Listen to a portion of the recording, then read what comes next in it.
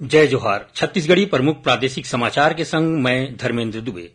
सर्वोच्च न्यायालय ह फैसला दे हे कि सांसद और विधायक मन ल विधानमंडल में भाषण या वोट दे बर रिश्वत ले ऊपर अब कानूनी कार्रवाई ले छूट नहीं मिले। मुख्यमंत्री ह आज भिलाई स्थित छत्तीसगढ़ स्वामी विवेकानंद तकनीकी विश्वविद्यालय में राखे के कार्यक्रम में 268 करोड़ रुपया ले ज्यादा के लागत के 26 ठिन विकास काम के लोकार्पण और भूमि पूजन करिन।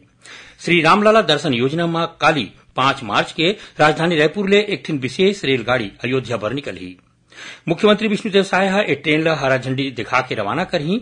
12 ठिन कोच वाले ए विशेष रेलगाड़ी में रायपुर संभाग के जम्मू 5 जिला मन के 850 भक्तजन मन अयोध्या धाम के दर्शन करे बर जाही। शहीद महेंद्र कर्मा विश्वविद्यालय जगदलपुर के चौथा दीक्षांत समारोह काली होही। राज्यपाल विश्वभूषण हरिचंदन ह समारोह के मुख्य अतिथि होही त उहें मुख्यमंत्री विष्णुदेव साय ह समारोह के अध्यक्षता करही।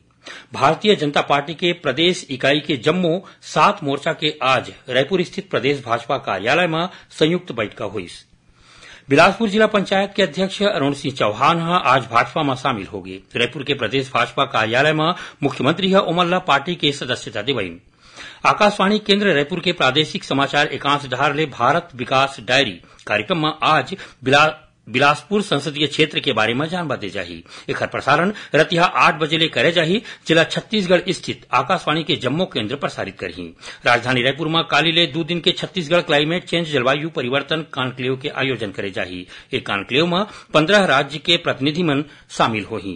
प्रदेश में सार्वजनिक वितरण प्रणाली के तहत अब तक 69,04,000 ले ज्यादा राशन कार्ड मन के नवीनीकरण बर अर्जी करे गे हे। नवीनीकरण के काम 15 मार्च तक चलही और राजधानी रायपुर के मोवा अंडर ब्रिज में कामकाज की स्थिति पुलिया ले अवई जवई 6 ले 30 मार्च तक बंद रही।